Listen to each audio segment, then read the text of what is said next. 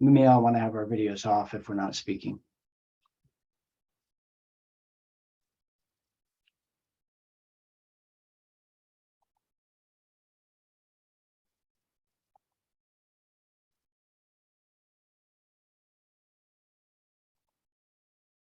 Welcome. My name is Aaron Salzberg. I'm the director of the Water Institute at the University of North Carolina. I'm also a member of the Scientific and Planning Committee for the World Water Week. It's my great pleasure to welcome all of you here to this first session of the seminar series titled From Science to Policy, Informing the 2023 Political Agenda Through Science. You know, in some respects, this session was born out of a shared sense of frustration and hope. Frustration in that in an age where mis and disinformation dominate public discourse, that science and evidence matter, that the debates over what works and what doesn't work, discussions on the strength of the evidence must happen if we're going to ensure that we can generate the most efficient and effective policies and programs and that no one gets left behind. The hope came from what will be happening over the next 9 months. The opportunity to reshape the global agenda on water. The 2023 conference that'll be happening up in the UN in New York next year represents the first time in over 50 years where governments will meet to discuss the actions that they can take to address global water challenges. It's an opportunity to change the way the world works on water, and if we're lucky, or perhaps a little bit strategic and thoughtful, we can do it based on sound science and evidence. And so our goal for this seminar series is to review the science and evidence from the past year, the research, the approaches, the technologies that will transform the water sector, the science and evidence that every policymaker should know as they begin to map out our future steps in 2023. And that's where we'll be starting our discussion with today's session, with the science and the evidence. In our second session next Thursday, we'll be reviewing these findings with the goal of identifying priorities. What should we collectively be working on to advance in 2023? And finally, in our third session, later on next Thursday, we will hear from Csaba Kőrösi, the president of the UN General Assembly, who will be hosting the UN Water Conference, along with other policymakers and stakeholders that will be in the room in 2023, the decision makers. That goal is to learn what we can do to take our evidence-based solutions and turn them into action over the course of the next year. Go from science to the policy. So I hope you'll stay with us through the entire series.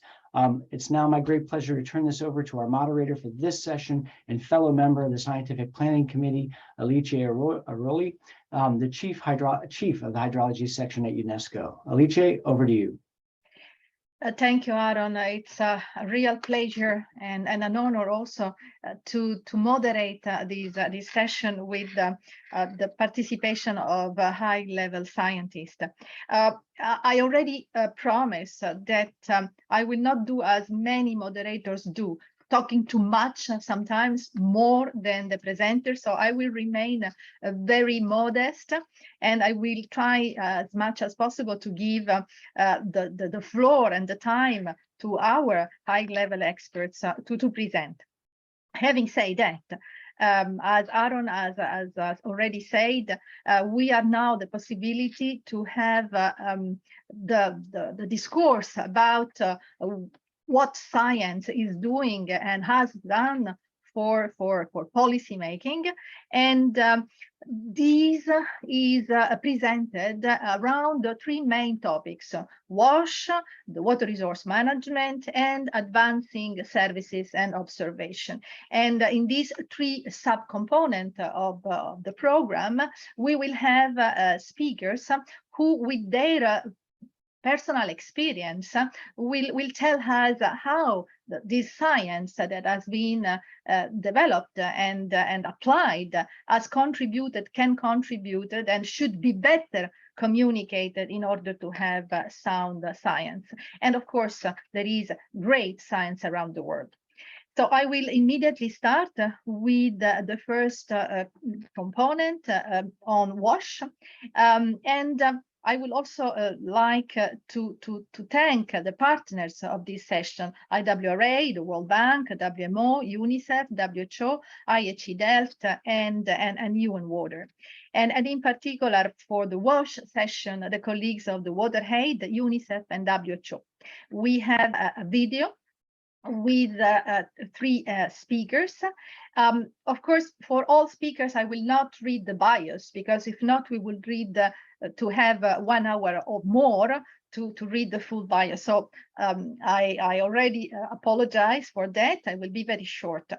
So these first session will invite Amanka Godfrey, the Global Director for Policy and Research of WaterAid, Senior Sanitation Specialist, Jorge Alvarez Sala Torreano, Acting Senior Advisor Water and Climate Resilience at WASH at UNICEF headquarters, and Kate Medlicott, who is the sanitation and waste team leader within the WASH team at the World Health Organization in Geneva.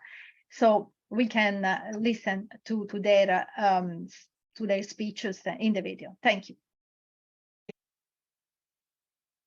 Good morning, everyone. My name is Amaka Godfrey, and I am the Global Director for Policy and Research from WaterAid. With me today are two of my colleagues from UNICEF and World Health Organization, and I would let them introduce themselves. Kate. Hi, yes, I'm Kate Medlicott. I'm the Sanitation and Waste Team Lead at WHO in Geneva and co-coordinator of the State of the World Sanitation Report. And hello, everyone. My name is Jorge Alvarez Sala.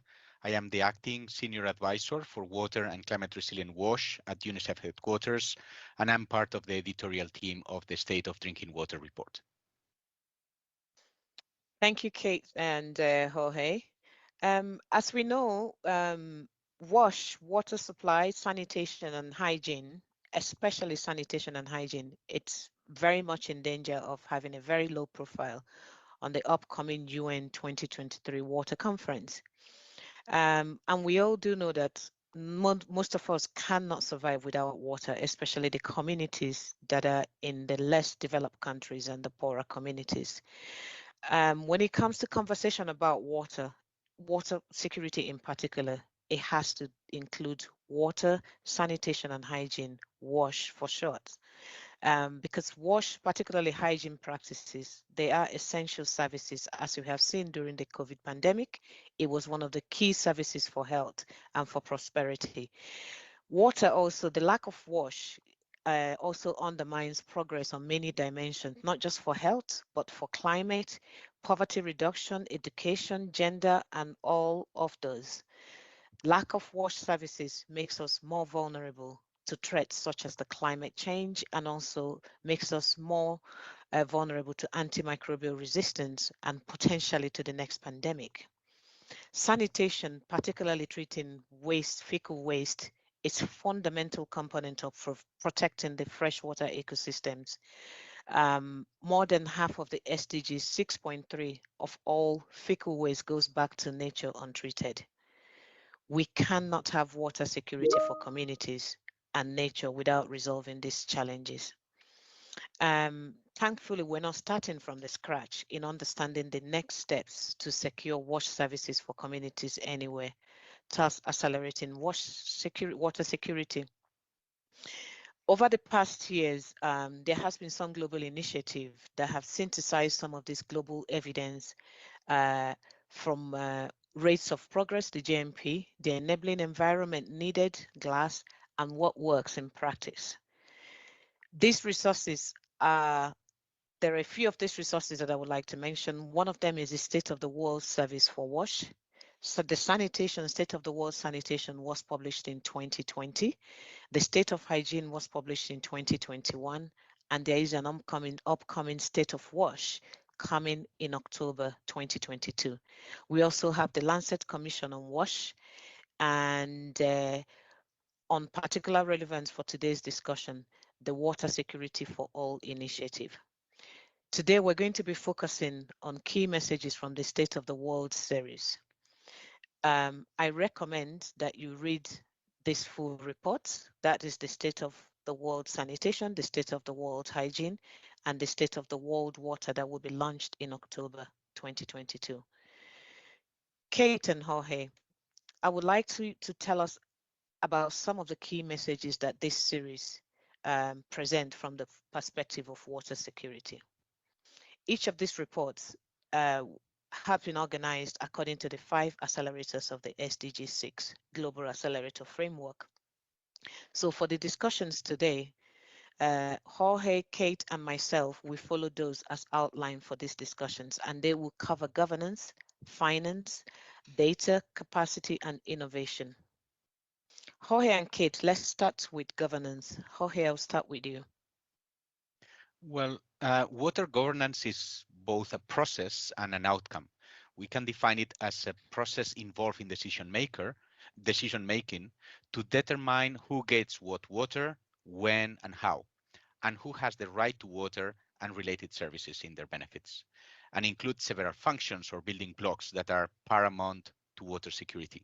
Without a strong policies and strategies, management arrangements, monitoring systems, regulation, financing, and others, it is very unlikely that wash systems will be able to provide water in the long term and to cope with shocks or to be resilient to natural disasters or man-made crises. Thank you very much, Jorge. Kate. Yeah, for sanitation, it's similar, but what we know from history is that small-scale household-led initiative just won't get us the acceleration we need for SDG 6.2, especially in urban areas. So without proper governance, by which I mean professionally managed and regulated services, we'll continue to see a lack of sanitation and unmanaged waste and sludge damaging water security. So we have to reframe sanitation as a public good, of which government is primarily responsible. And an immediate priority we need to focus on is clarifying the mandates for regulation for both on-site and off-site services, and also the service providers. Thank you very much, Kate. Now, one thing that we also know that is critical and very important is finance. I would call on Jorge to talk a little bit more on financing. Jorge. Well, yes, finance is often identified as the main barrier. And yes, the sector needs 4 times the current level of investments to achieve universal access by 2023. ODA, the Official Development Assistance, continues to be an important source of financing, both in terms of loans and grants. But domestic finance, blended finance, including climate finance, and tariffs are gaining increased attention. Kate, what about financing is related to sanitation? Yeah, again, picking up on this point that sanitation is a public good, it's really important that public finance has a role to play here. And we need to make sure that government investments, often very scarce government investments, are used very strategically to attract and optimize other investments. And recognizing that historically, most of the funding for sanitation has come from households themselves. So governments need to access and combine and optimize these investments using tariffs, taxes, transfers, repayable finance, and leveraging private investment. But what's also really important is to acknowledge that subsidies, especially for the poorest, need to be on the table as a solution. Yeah. Thank you for that, Kate. One important aspect to what we do, it's data. Data informs planning, informs decision making. It helps us make sure that we're responding to the right population and the right issues. Jorge, can you please talk about data and how important that is if we're to ensure water security? Yes, well, it is difficult to address and to change what you don't know.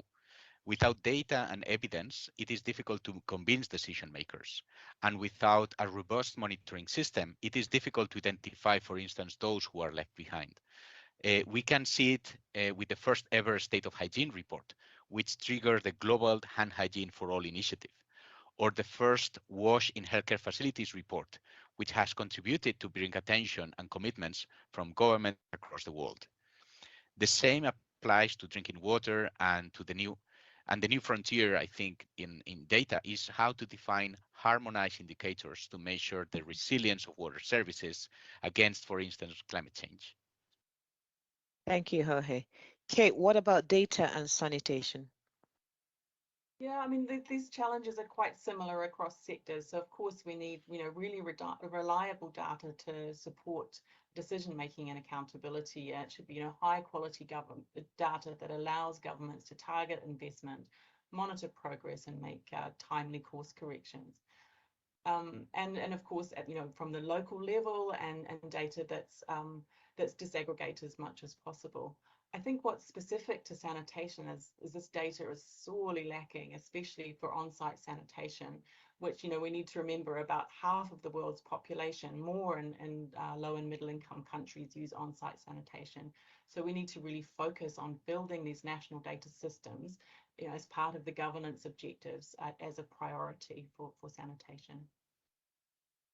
Thank you very much, Kate. Kate, I think I'm going to also start with you again in relation to capacity because of what you mentioned about sanitation, not enough data. What about capacity and sanitation? Well, yeah, capacity across the board is a huge issue, and I think it's the capacity gaps that we have now really reflect the historically low emphasis that's been placed on sanitation. So we see capacity shortfalls throughout the system.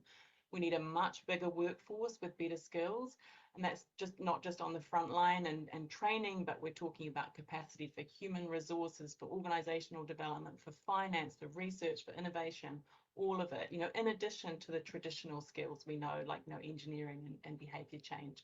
And we need it at all levels, but especially the local level. I wanted to make a special point though about sanitation workers. Thinking about services means we need sanitation workers all along that service chain, and the people at the front line especially need to have safe and dignified jobs with formalized employment. Thank you very much, Kate, for that. Jorge, is it any different for water? Yeah, well, many stakeholders contribute to developed capacities. I mean, this session aims at building a bridge between research and policy or policymakers. Academia plays an important role in developing local capacities, but not only superior education. As Kate mentioned, in the sanitation sector, vocational education plays a very important role in developing capacities in the water sector of plumbers, masons, and operators of wash systems. But capacity goes beyond knowledge and has to do with institutional structures that also allow WASH professionals to grow. This is particularly important in the public sector, where often in many countries, governments struggle to retain talent for civil servants due to the low salaries and the difficulties of professional development within the civil service. So this is a more holistic than just increasing knowledge in the sector. Thank you very much, Jorge. And the last but not the least, we will talk about innovation, which we know has become increasingly important in the water sector and in the water supply and sanitation as a whole because of the changing climate and the changes that are happening. Jorge, can you talk to us a little bit about some of the innovations happening in the water sector? Yes, there is a lot of innovation. There are lots of new technologies in the market. But the question we need to ask ourselves is the sector sufficiently dynamic to identify innovations that can improve the sector? And how can we make sure that we learn from pilots and bring those innovations to scale? This is where we often fail. And here I'm not referring only to technologies. I mean, sometimes we see innovative approaches that work well in a pilot scale, but then we fail to scale them up for a number of reasons. Okay, what about innovations in sanitation? Yeah, again, I think sanitation has suffered from a lack of innovation, like many areas, but I would say not so much in terms of technologies, although there's room to improve there, of course, as well, but especially in scalable service delivery models. And we really need innovative approaches there, and particularly ones that recognize this point about sanitation being a public good and therefore not placing the full burden of that service delivery model on the users, especially for the poorest. And this innovation is really needed to make sure that we future-proof the systems that are being put out, making them more resilient to future shocks, especially climate change. And I'd just like to highlight the roles of government. We've been talking about, improving governance and regulation. We will need to make sure that that type of regulation and governance actually does not stifle new ideas and entrepreneurship, but actually creates the performance criteria on which that innovation could happen. Thank you very much, both Kate and Jorge, for such an insightful contribution and discussion around this. Amika, if I may, I'd like to turn it back to you though, because you're the head of a global level organization that's got big programs on the ground, and we see this huge challenge ahead of us, needing to quadruple progress in the next 15 years. So thinking about what we've been talking about, what will all this mean for implementation at the country level within WaterAid's program? And especially, what would you like to see highlighted in the 2023 conference to enable this kind of acceleration? Okay, thank you so much for this, for the two important questions that you asked. As the audience know, WaterAid's mission is to transform lives by improving access to water and sanitation and hygiene in the world's poorest community. As WaterAid, we have a long experience of working in these communities where access to water sanitation is often quite limited.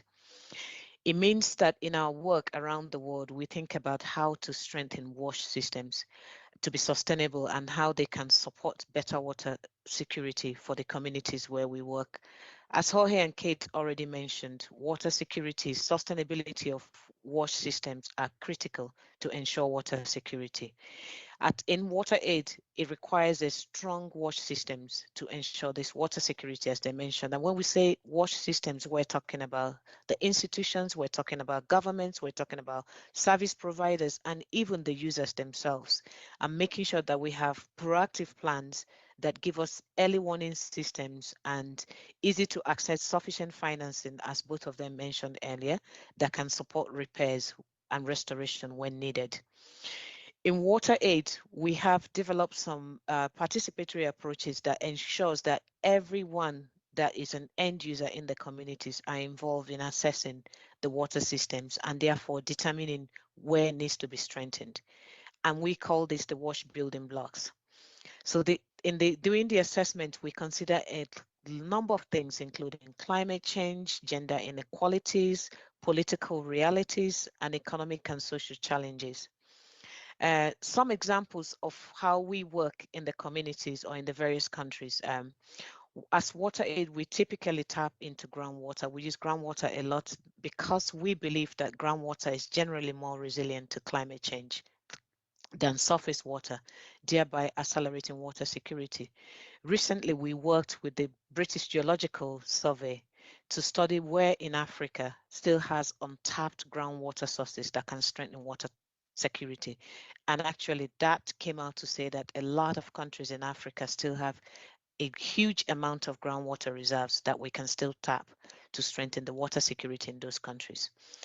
In 10 countries across 3 continents, we have conducted how fecal waste flows.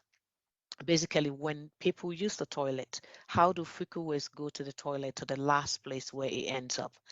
And based on that, we realized that a lot of the fecal waste are not treated and they end up in water bodies and even contaminate groundwater, hence impacting on water security.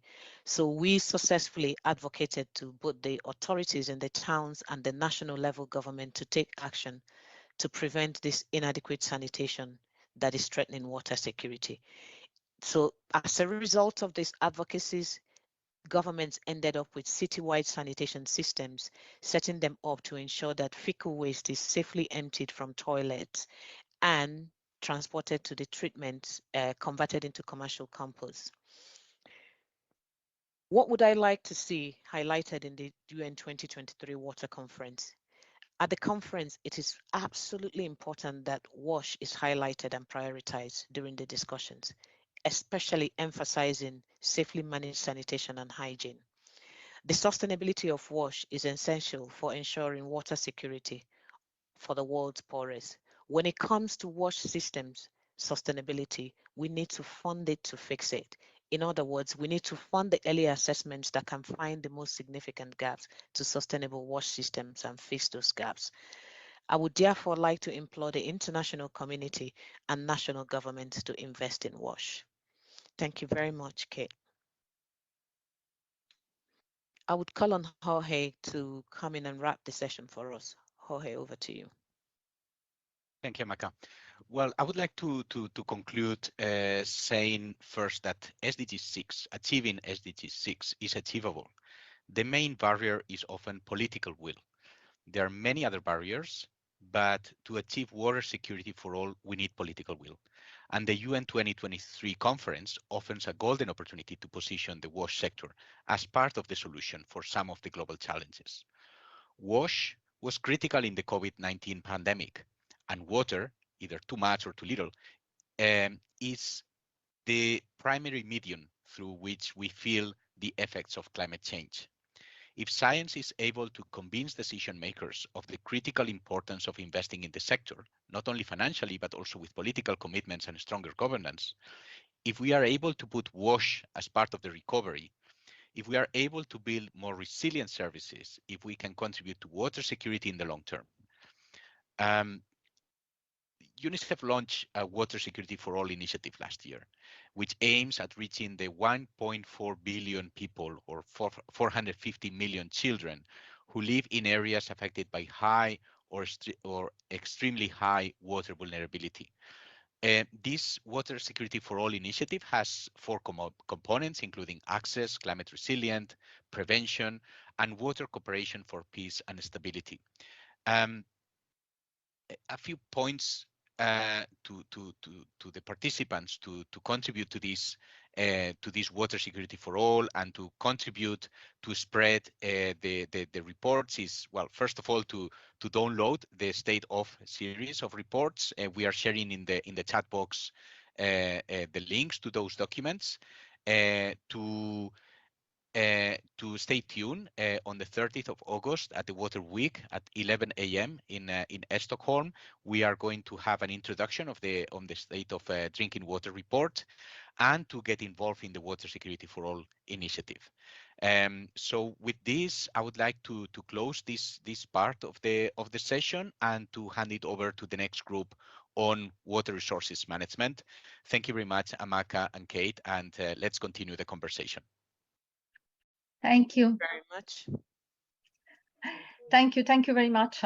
The evidence of science for the WASH, we have just heard what policymakers should know as they head into 2023. And I would like to highlight that we will celebrate the UN World Toilet Day, November 19.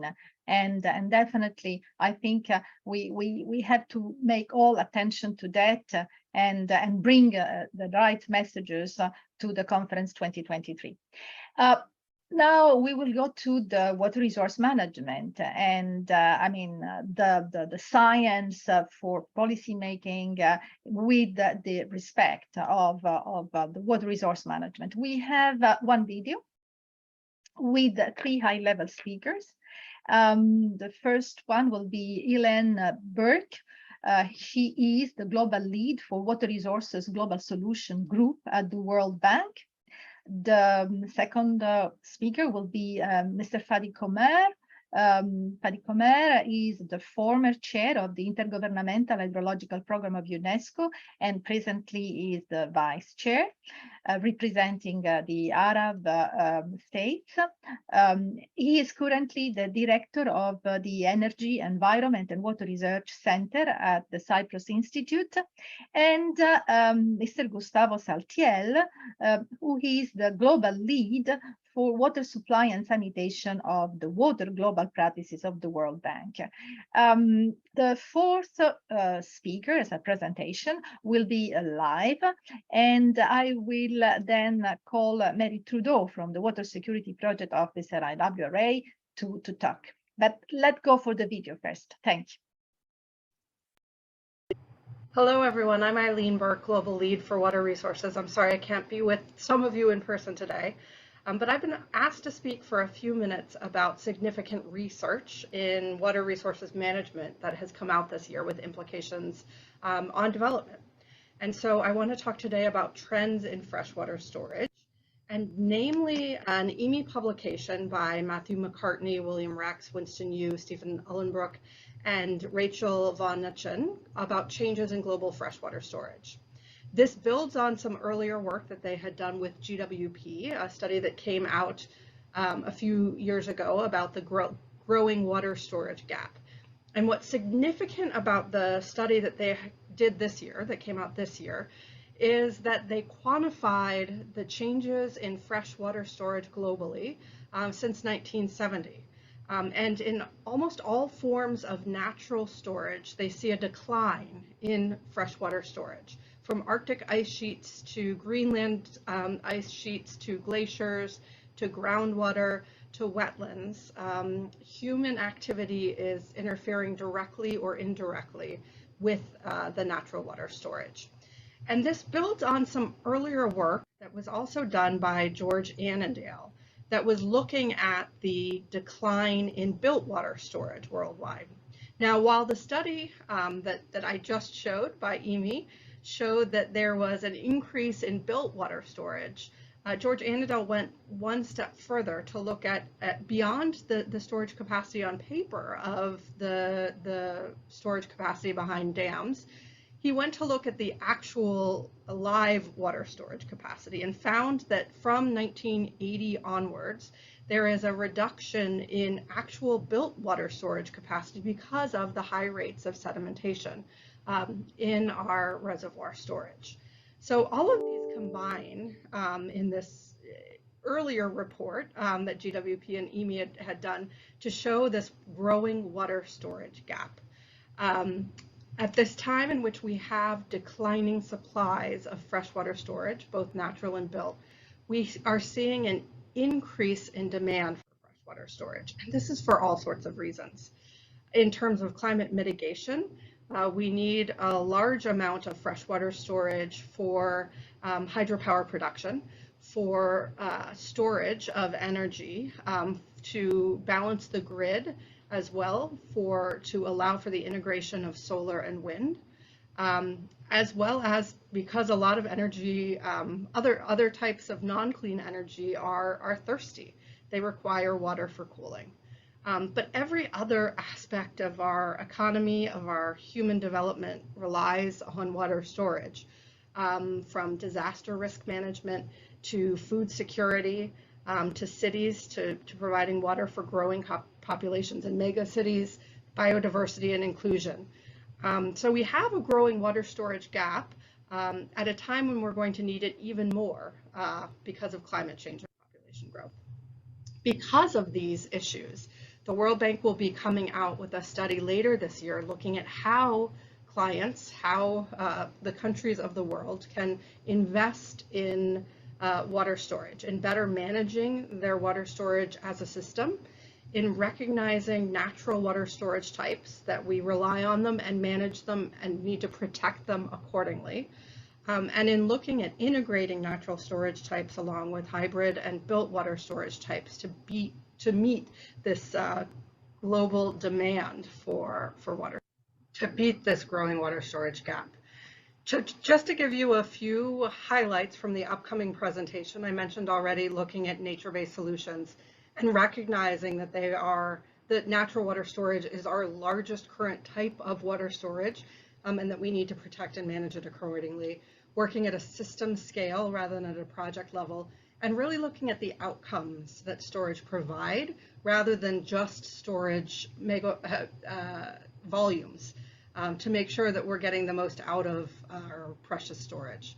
And also really stressing the need for a multi-purpose approach to maximize development returns. So in addition to raising new storage to meet our growing water storage gap, in many areas it might be more appropriate to look at retrofitting, rehabilitating, or reoperating existing storage first in a more least cost fashion, and then looking at raising new storage where retrofitting, rehabilitating, and reoperating storage, both green and gray, can't reach the development outcomes needed. Of course, underneath all of this needs to be sector reform to encourage financial sustainability of storage going forward. We see large challenges with operation and maintenance of built storage in terms of making sure we have appropriate and adequate dam safety where there is large-scale storage built, and putting in place the right mechanisms to make sure our nature-based solutions are adequately protected. So thank you for giving me the time today to speak, and I wish you the best of luck in your future discussions. Dear friends, dear colleague, allow me first to highlight the policy that we have initiated within the Water Task Force of the Climate Change Initiative that was launched by the Cyprus Institute targeting the EMI countries, the Eastern Mediterranean and Middle Eastern countries. This policy concerns how to enhance better governance and improve water governance for the EMI country and improve regional cooperation. This policy provides the objective concerning improving water governance and applying integrated water resource management among the EMI country, strengthen the transboundary cooperation over shared water resources, and how to implement the water, energy, food, climate ecosystem nexus. This policy is highly important because we need to satisfy the demand management of water, of drinking water, of irrigation for the EMI country. We need also to satisfy how we can build peace among transboundary riparian countries. And here we are thinking about the Jordan River Basin, we are thinking about the Tigris and Euphrates, and of course, the Blue Nile. The riparian country should enhance the concept of equitable sharing and reasonable use. But in order to apply this concept, we need first to recall on a consolidated database. This consolidated database could let the countries to launch discussion, scientific discussion among them, and to apply what we call the technical process between the engineers before we apply the institutional process, which aim to create a regional transboundary basins among the transboundary sharing water basin of the Eastern Mediterranean and Middle Eastern country. The Cyprus Institute has launched an initiative which is called the Hydro Diplomacy Partnership Program. And within this initiative, there is 3 major processes to follow. And this is why the policy is highly important to be applied. The first process is the technical process. The second process is the institutional process. And the third process is the political and diplomatic process.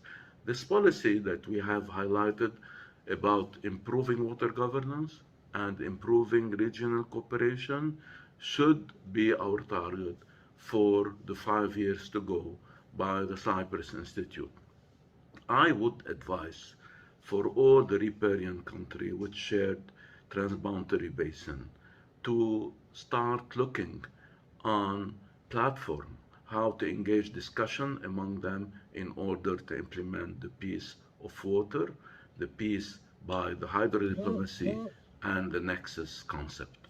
Thank you so much. My name is Gustavo Saltiel. I am the Global Lead for Water Supply and Sanitation at the World Bank, and my presentation will be about policies, institutions, and regulation in the water sector and in WASH in general. Let me start by highlighting that business as usual in the water sector is not an option, and we know that to meet the Sustainable Development Goals, in particular, SDG 6.1 and 6.2, global investments will need to increase 5 or 6 times in comparison to current investment levels, 40% of which will be in urban areas that poses additional challenges. And we need to address what we call the PIR challenges, mainly the weak financial and institutional capacity, the overlapping and unclear roles and responsibilities of different institutions, poor intergovernmental coordination, unrealistic policies, reforms and financing strategies and goals, limited oversight and reporting, and prevalence of cookie-cutter approaches, That is, if it works here, it's going to work everywhere. But what is PIR? PIR is a framework and a methodology for understanding governance bottlenecks in water and sanitation service delivery. It was developed by the World Bank's Water Global Practice 5 years ago and has recently been updated to include 3 emerging priorities of intergovernmental relations, financing, and resilience. It has been applied so far in about 20 countries around the world, and we have drawn important lessons from the application of this framework. Let me highlight that PIR and water governance more generally is the missing link for resolving some of the chronic challenges undermining WASH, such as the ones I mentioned before. And in a recent survey of policymakers, they have ranked PIR-related issues as the top water sector challenge. 50% of these policymakers recognize the fragmented water institutions and lack of coordination as the paramount problem of the WASH sector. But there is a renewed interest in PIR resulting from emerging challenges, such as day zero events in different countries that may be explained due to lack of planning and adequate policies.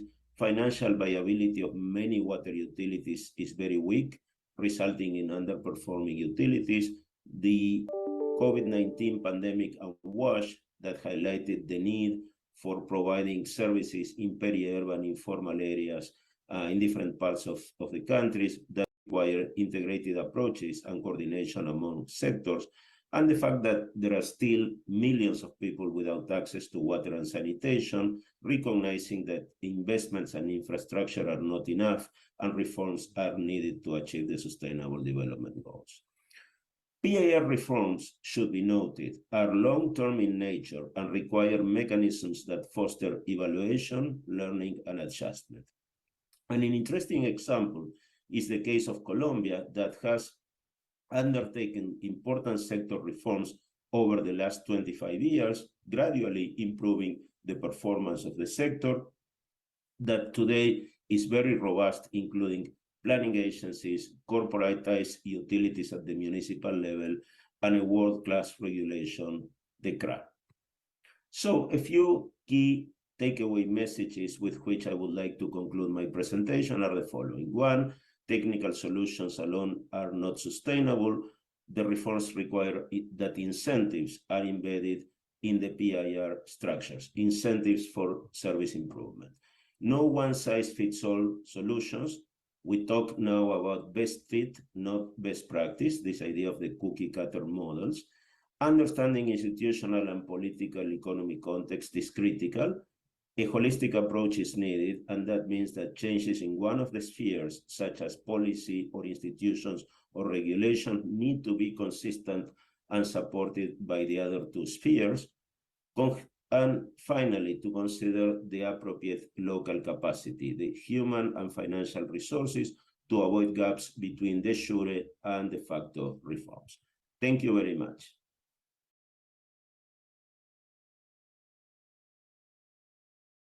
Thank you very much. We have now Madame Marie Trudeau, the Water Security Project Officer from the IWRA, with a video that we can immediately display. Hello, my name is Mary Trudeau, and I'm with the International Water Resources Association. I'll be speaking about science-informed policy from the perspective of ecosystems and adaptation. So to set the context, what do we mean by science? At its core, science is a testable hypothesis. There's some cause and effect relationship that we think is in place, or there's some observations we're making, and we suspect that there's certain factors contributing to that, and we want to understand what those factors are. This requires data to verify what we're observing and to verify the hypothesis behind what we're seeing. The big challenge right now for science-informed policy is that those relationships are changing, the cause-effect relationships, the climate change, biodiversity loss, human population, growth and migration are resulting in higher uncertainty and higher variability, less predictability based on the past. So this challenge is an important context for science-informed policy. So how do we set priorities when we're faced with these multiple simultaneous challenges? Well, ideally what we need is policy approaches that address multiple priorities. Climate adaptation, biodiversity protection are important on multiple scales, global, national, regional, and local. Without a stabilized climate, without biodiversity protection, then the challenges we're currently facing will just continue to accelerate. Ecosystem services provide a lens for decision making. So there's 4 broad categories of ecosystem services: provisioning, so food and water for humans, for example; regulating, climate regulation, water purification fall in this category; supporting, so oxygen generation, nutrient cycles, for example; and cultural, spiritual benefits that humans derive from the environment. So there's a little bit of criticism of ecosystem services, and that is purely from a human perspective. But nonetheless, ecosystem services valuation can help support multiple objectives. For example, ecological protection, risk reduction, and climate adaptation. If we think of, as an example, shoreline vegetation and habitat, this is really important ecological areas for both land-based and aquatic animals. Protection of vegetation and habitat along the shoreline can attenuate flooding, for example, so there's some risk reduction. And it can also inform climate adaptation, ways to build dwellings so that the risk of some of the extreme weather events can be mitigated. Now, it's something of an emerging field. The term has been around for a while, and there has been work in it for a number of years now on how to value ecosystems, but everything is connected: the land and the water, the air, biodiversity, our economy. So ecosystem science and ecosystem valuation are naturally very complex. So one of the most important things for when policy measures are implemented is to also have a monitoring observation aspect that will inform future decisions. Were the outcomes that were expected the ones that were obtained? And if not, what were the alternative outcomes that were seen, and what are some data that support the results that we're seeing, so that it informs policy, it informs science, and we can build an understanding of the science, understanding of the interconnections, and also public understanding as well, which is really, really important as decisions are made. So as part of an objective to build capacity, UNESCO has published the Global Water Security Issues. It's co-published between headquarters and UNESCO IWSSM annually, and IWRA provides coordination assistance. The theme this year is making water decisions for climate change adaptation. We expect that publication to be available in 2023. All the published issues are available from UNESCO's online library. So if you go to that site and search GWSI, you will find the publications that are available to date. So thank you very much. This has been a very quick overview, but I really appreciate the opportunity to speak with you today. Thank you all. Thank you to Ilan, to Fadi, to Gustavo, to Dr. Mary Trudeau. I want to pick up only something. Definitely the sound science for water transformation, and on what has been said, that there is of course a more difficult aspect, the transboundary waters, and definitely is there where sound science is the building block to build trust between expert governments when starting cooperating. And for the water resource management governance, this is a clear issue. So thank you all for that. We go now at our third and last subcomponent of the program, looking at science and messages from sound science to policymakers related to advancing services observation. And we have with us WMO, the colleagues that have worked with us in the preparation of these sub-component. And I would like to introduce the first video is Dr. Jan Den Helkem. I'm sorry for the pronunciation. Is director of the Hydrology Czech Hydrometeorological Institute. We will have with us then other two speakers, Dr. John Bolton, research scientist, associate program manager at the NASA, and Alan Jenkins, who is the Deputy Director of the CH and the UKCH since March 2011. Alan is also the chair of the UK Committee for National and International Hydrology and of the UK delegation to the UNESCO International Hydrology Programme. The first video, then, thank you. For centuries, philosophers try to find hypotheses or define hypotheses, how the water comes from precipitation to streams and seas. Sometimes those hypotheses was very, very obscure in effect. And then everything changed when Pierre Perrault in 1674 came up with the first quantitative water balance. He measured precipitation and runoff in a small part of the Seine River basin and proved that the precipitation is far enough to supply the water flow throughout the year, and proved Aristotle wrong at that time. That was certainly a shock for his fellow thinkers of his time, because that was something surprising. That was completely changing the narrative and completely changing the paradigm of his time. There were many shocks like that in hydrology, in effect, in the future. Maybe not that brutal ones, but definitely important. For example, we learned that the water which flows as a flood in a river stream is usually in a humid climate, not the water that fell during the causing precipitation event. That is old water, and we call it old water paradox.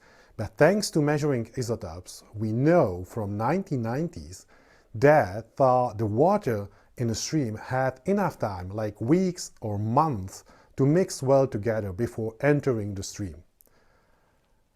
Another new information that we have, thanks to meteorological radar and the observation of precipitation and estimates of precipitation amount, is that the runoff ratio during even the flash flood is much lower than was previously accepted. Our predecessors, let's say in the 50s, 60s, believed that 90%, 80-90% of all precipitation flows in case of flash flood. Now we know that ratio is much lower, might be even less than 10%, especially when soil is dry. So we now know that the soil saturation is one of the critical and decisive factors, even for the flash flood creation, not only the precipitation. How does it change our thinking about processes? We know that hydrology is very complex, not only in the physical meaning. Look at droughts, for example.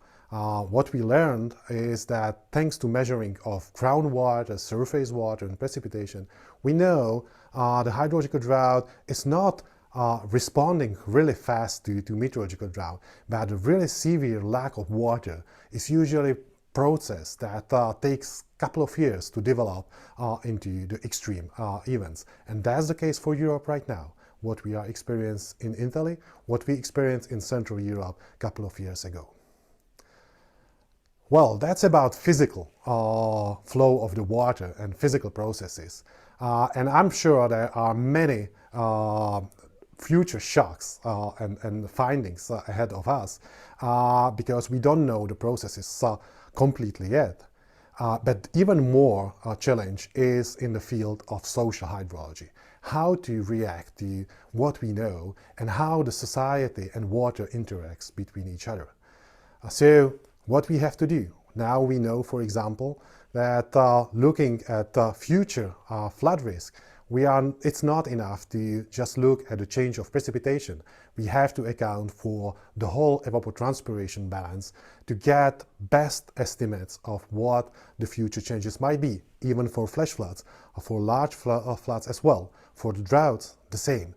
But when it comes to society, the complexity even arises. So how to adapt best to change it, availability of water, that's something we have to find. And as I said, everything in the past was based on finding data or producing data and analysis of data. So to the future, what we need a lot of data, continuous long-term data, to be able to find new knowledge that will be important for us. That comes back to another great French hydrological thinker, Bernard Palissy, who a little bit before Pierre Perrault wrote his philosophical thesis as a dialogue or discussion between the practice and a theory. Obviously favorizing practice. He said, you know, all the theory has to come from practice. We now know that practice and theory has to come hand in hand. The operational hydrology has to be supported by science in development, but science cannot exist without having quality data from operational hydrology. Those are twins that moving us forward.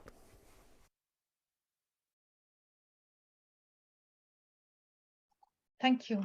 Thank you very much, Jan, for this recap about the water history. I mean, how science went through from the centuries and how the people, the scientists are struggling on that. We have now John Bolton video from NASA ready to go ahead. Thank you, Alice. And I'd like to start out and just thank everyone for the opportunity to speak, especially in the session focusing on advancing services. So at NASA Applied Sciences program, that's exactly what we're trying to do. And within the lens of water and food security and water security, it's more and more relevant. The areas of the world that are food insecure and water secure, as we know, are also the regions of the world that tend to lack adequate ground information.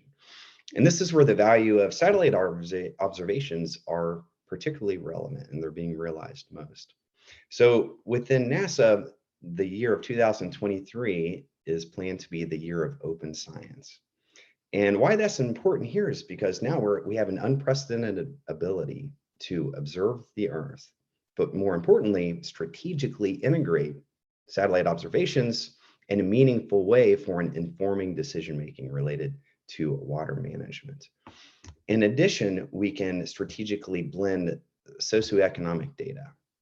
And through open science, we're able to share these data and share these advances and increase our ability to inform decision-making through that. So a few takeaway messages, focusing on the opening comments by Aaron. He mentioned evidence, the importance of data, the importance of working together and collaborating and addressing these important challenges. So some takeaway messages are the need for us to embrace technology. Let's leverage this golden age of remote sensing, this golden age of data sharing, so that we can shepherd these advances and collaborate and continue to support everyone's efforts for informing decision-making related to water. Thank you very much. Thank you. Thank you very much, John. Well, open science, as you very well know, it's very, very dear to UNESCO. And at the 40th session of the UNESCO General Conference in 2019, 193 member states tasked the organization with the development of an international standard setting instrument on open science, and they adopted a resolution on open sciences that was then finalized and ratified in 2021, just last year. definitely it's a crucial issue. Open access to data, open access to science, and I think this is one of the messages that we should bring to next year at the conference in 2023. Last but not least, our last speaker is a great friend, is Alan Jenkins. Alan, well, I already introduced you. The floor is yours.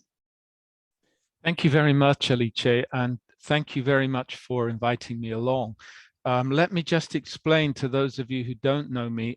I'm actually based in the UK, where I'm the chief scientist for the UK Centre for Ecology and Hydrology, but I also have an international involvement with IHP, UNESCO IHP, and I'm also have an involvement with WMO. And it's one of those WMO initiatives that I, in the end, will do a small advert for. Look, we've heard a great deal about data, and when I was a young hydrologist back in the late 70s, my professors told me, Alan, you can't manage something that you don't measure, and you certainly can't model things that you don't measure. So we recognize, of course, that there's a huge amount of data available, ground-based data that John's already talked about, with satellite data that he's talked about, but also there's a huge amount of data that we now derive from models at different scales. Bringing all of that data together, synthesizing that data is the thing that I just want to emphasize. How do we bring together at basin, national, regional, global scales, how do we bring together the available data to get a consistent picture of what's happening in terms of water resources? Many areas, of course, don't have the capacity currently to answer very, very basic questions, such as, do I have a normal water situation? How might the situation change in the next few months? Will it get wetter or drier? They're very simple questions to ask, but actually they're very difficult to answer, and they need a combination of models synthesized with data from the ground and from satellites. I want to introduce you to something called HydroSOS. This is a WMO initiative, the Hydrological Status and Outlook System. It's a new initiative being rolled out to implementation by WMO to facilitate water resources assessment and provide 1 to 3 month outlooks at the basin to global scale. It is an effort to synthesize the science that we already have and the data that we have and the modeling that we have, and to provide a set of consistent approaches and metrics that would enable us to upscale water resources data and identify immediate priorities. Crucially, as I said earlier, it builds on information that we already have from catchment to global scale. So it's a bottom-up initiative. It offers an interface with from ground data to globally available data. The current implementation through WMO is on a regional basis, but we have already targeted some countries to roll this out to demonstrate its capabilities. We need more. We need more volunteers. We need more resources. We need more cooperation. We need more enthusiasm. And what I would say is, please contact me, or preferably contact the WMO Secretariat if you'd like some more information. And to get more information, you simply have to Google on WMO HydroSOS, and it will take you to the appropriate pages. But my main message then is around synthesis of data and models. Let's work hard to make what we already have, which is a fantastic array of data and models and services. Let's work hard over the next few years to use those to address some of the pressing problems that, in fact, we've already heard about this morning. So I'll leave it there. Thank you, Alice. Thank you for the invite. Thank you very much. Yeah, let me say that it was said by Jan that practice and theory, now we all agree, have to go together, and it's exactly what UNESCO and WMO are doing. I mean, putting science, data, and information, and the capacity to go in the field together. Thank you, everybody. in front of us some few minutes still before to conclude the session that will allow us to go around a Mentimeter exercise. I would like definitely take 1 second again to thank IWRA, the World Bank, WMO, UNICEF, WHO, the IHEDF, the UN Water Coalition, and in particular WaterAid, that with us has worked for months in order to prepare this session. Well, can we have this Mentimeter PPT show? Well, exactly. What's the one word you like policymaker to prioritize in 2023? So if you go to the link that I think is in the chat, you can use this code that is displayed here, and definitely give us your ideas, your suggestions, your indications, and your wishes and dreams. We are all dreaming for a great water transformations in the sector for next year with great commitments. So do it with pleasure. Well, do we have some questions from the chat? Panay, can you tell us if there is any good questions? Any questions for the panelists eventually that we can take in 1 or 2 minutes? We do not have many questions, but some questions are on Pathable platform, and then the speaker has already engaged with those questions. Okay, so this is perfect. I would like then to make a question to all of the speakers that have, that are with us today, and listen from them who would like to take the floor about their dreams for 2023. Who will take the floor first? Who would like to take the floor first? Helen.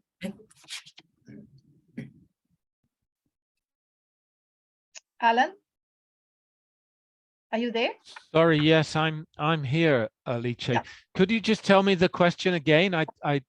The question is very simple. What is your dream for commitments that will be taken in 2023? Oh, I don't think my dreams are necessarily relevant in this case. But look, I guess just building on what I said earlier, my dream would probably be more integration.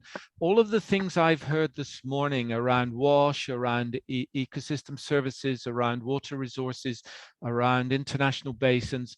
My dream is that we all get to a place where we can discuss all those things openly and positively. And that we can draw openly on all of the available information and data to solve all of these problems. They are all integrated, and I think more openness, and that would be something I really dream about. Yeah. Thank you, Kate.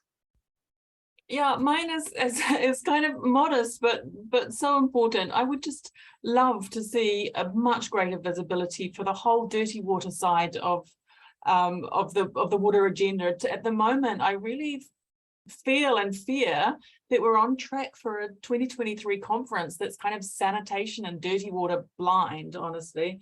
So it's really neglected. It's the most lagging of the SDGs. It's horribly fragmented, and it's absolutely fundamental to progress in so many other areas across water and in other sectors. So I'm really wanting to see that have some visibility and profile within the agenda. Thank you, Kate. We are teaming together for the Water Toilet Day all these days, and we hope to have the visibility that we'll deserve. Dr. Trudeau, some ideas, some suggestions, some call. Yes, thank you, Alice. I guess what I would like to see is all decisions approached as an experiment, if you want. Because there's so many simultaneous changes right now, I think we really have to recognize how dramatic climate change is on the water cycle. I mean, we're talking to water people, so maybe everyone knows that, but you know, the hydrologists talk about loss of hydrologic stationarity. The water cycle is no longer predictable the way it has been. And so we need to go forward with the expectation that we need to continually adjust. And we adjust through data, we adjust through flexibility in our approaches within institutions. And that it's a change in mindset, but it's also a change in actual approach. And, you know, and it's not only climate change, I think biodiversity decline is as serious as our climate crisis, but it's getting a bit less attention. So my dream is really that we have a much more open, flexible mindset in creating policy, in adopting scientific approaches, in developing an experimental approach to everything that we do for the future, because our past is no longer predictive of outcomes. Thank you. Thank you so much. And I would like to highlight that Gustavo Saltiel just said that political will is needed for water security for all. So definitely governments have their responsibility on that, and this has to be definitely included in the call for next year. Now we have, I think, if I'm not wrong, a little bit more than 5 minutes to conclude and wrap up. And I don't know, Fadi, do you have 1 second message? Thank you, Alice. My message is to foster transboundary cooperation, and my dream is to try to implement our third priority of our IHP water strategy, Science for a Water Secure World, which is bridging the data knowledge gap. If we can, between engineer and scientists, work on consolidating data platform for transboundary basin, that could help enhancing peace talks and infrastructure, focusing on climate change resilience and adaptation. Definitely. I mean, there is no water security for all if there is no an increased cooperation on water around the globe. And the indicator CS52 is telling us that there are only 58% of the global surface of transboundary water system covered by cooperation agreements. So there is a long way to do, and really a message there for governments next year. Amaka, you are here with us from WaterAid. 1 second, because then I have really to ask Eloisa to conclude. Yeah, thank you very much, Alice. I think one message, my dream for the UN Water 2023 conference is that water supply, sanitation, and hygiene are included as a fundamental to all development objectives, because they are also a fundamental to building communities' resilience to climate change. And therefore, when communities don't have the basic drinking water and the sanitation and the hygiene, I think the impact of climate change is becoming even harder on those that are. So water security, by ensuring that the little water that exists is well managed and is protected, and the government highlight it as a key development objective and therefore fund it better. That will be my wish for the UN 2023 conference. Thank you. Thank you so much. John, we definitely need observations that can help us to cover areas where human beings and capacity are very scarce, sometimes in many countries cannot go. So what is your dream there? Thanks, Alice.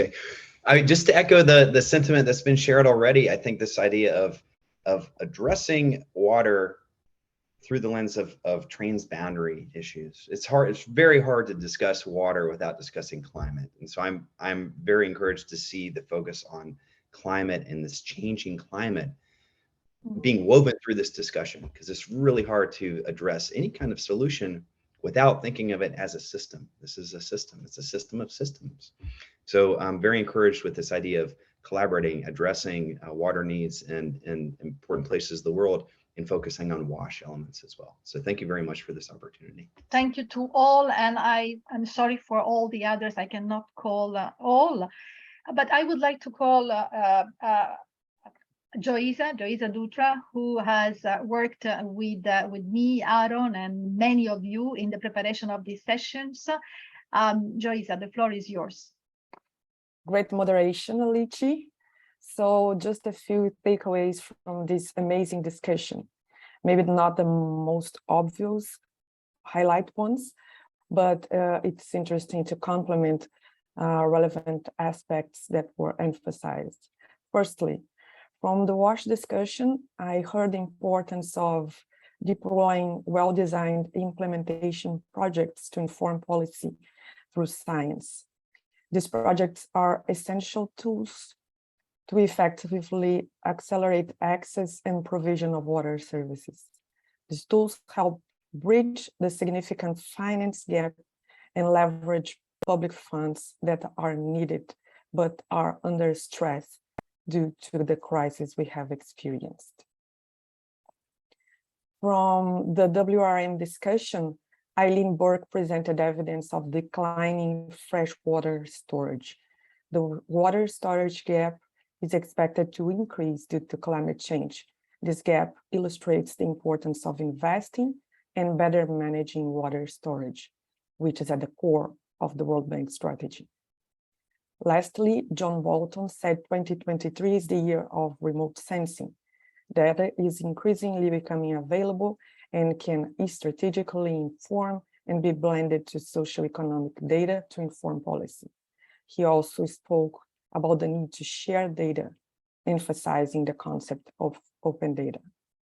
And lastly, Alan Jenkins said that not only we cannot manage what we cannot measure, but also we cannot model what we cannot measure.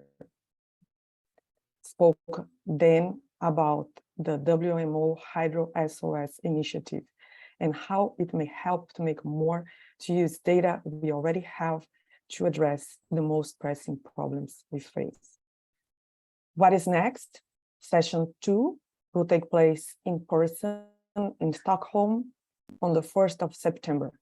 The session will reunite people working on the interface of science and policymaking that are able to inform senior leaders about science priorities. It will be followed on the same day by a session gathering policymakers who will participate in the 2023 high-level events about how the water community can advance some of the scientific interests within the UN system. Just to recap, what is our idea of success through this sequence of sessions? To emphasize that sound policies can be designed, implemented, monitored, and its outcomes evaluated through science. Thank you, Penny, for coordinating together with Aaron and Alici and our partners. Thank you for all the speakers. See you on the 1st of September. Bye. Last but not least, we have the results of the Mentimeter. Pan, can you show it?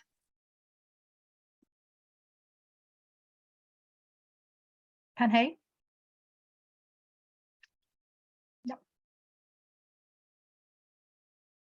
What's the one word you'd like policymakers to prioritize in 2023?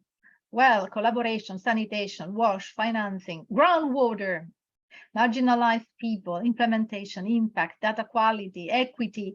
Well, by everybody, we have the big responses here. Thank you so much. Thank you, and see you in Stockholm. Bye.